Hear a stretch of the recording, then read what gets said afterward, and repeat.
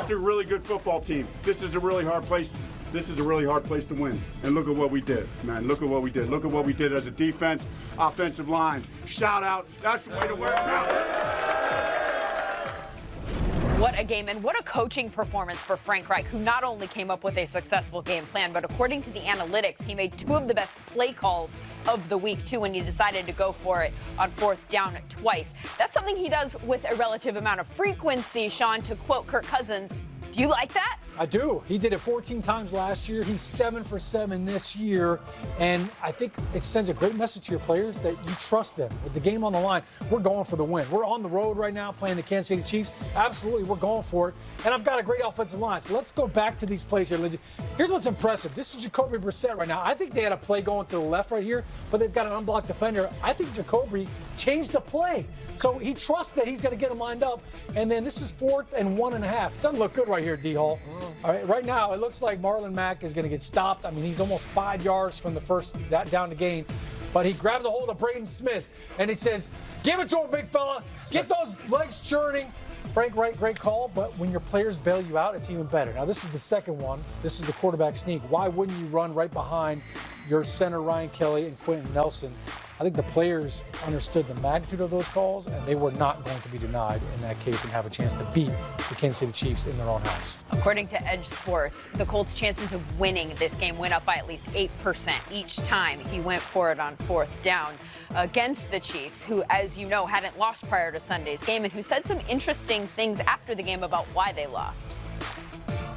They played good defense. I mean, they played man coverage. They rushed with 4 people, and they found ways to get pressure and to cover long enough. And so, for us, I mean, Detroit did it last week. New England did it in the playoffs. I mean, we're gonna have to beat man coverage at the end of the day, and we got the guys to do it. So now it's about just going out there and executing whenever teams present it to us.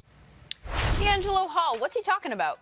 He's talking about his guys need to step up. And he's also saying himself he needs to step up. He needs to see the plays that's out there on the field, and he needs to make those plays. Now, he also needs some help because he's had a couple drops, too. I think we got a little bit of video. Yes.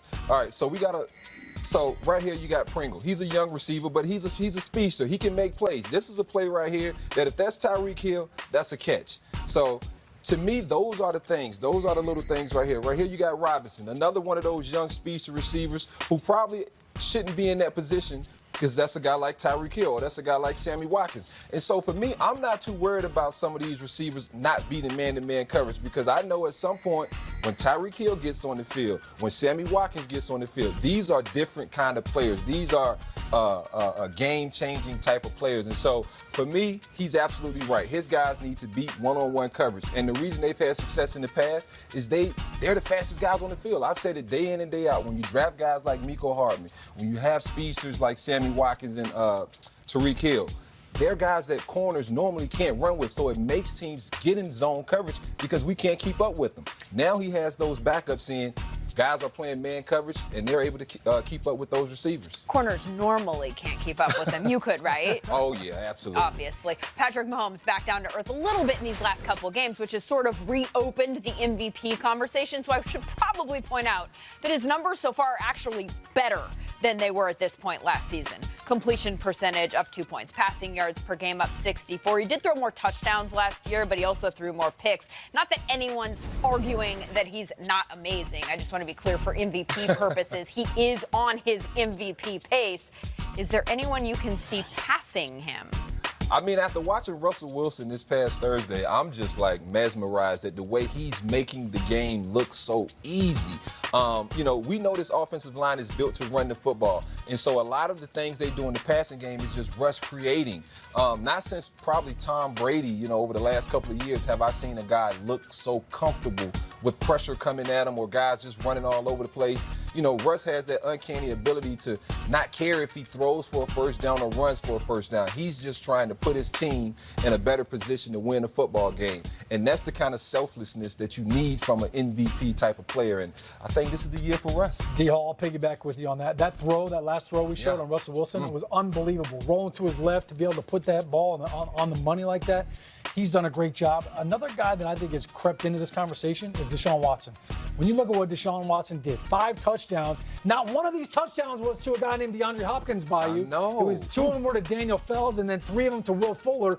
But Deshaun Watson, I mean, he's lighting it up. And for the second time in his career, D-Hall, he was not sacked. That's only happened twice. That's In a both great those thing. games, Lindsey, 10 touchdown passes total. So when you protect Deshaun Watson, good things happen. I like the way that he's elevated the play of his offensive lineman. Laramie Tunsil trade has helped out, but this offense looks totally different this year with Deshaun. How have you guys both mentioned people and no one has mentioned Christian McCaffrey? That team would be 0-5 if he's not balling out It's the a way he quarterback is. trophy. You're absolutely right, but he's right. It's a quarterback trophy for sure. Okay. Well, Christian interestingly, deserves some love too. he does, and we'll give him some love. Stay tuned. In That's fact, a tease. coming up on NFL Total Access.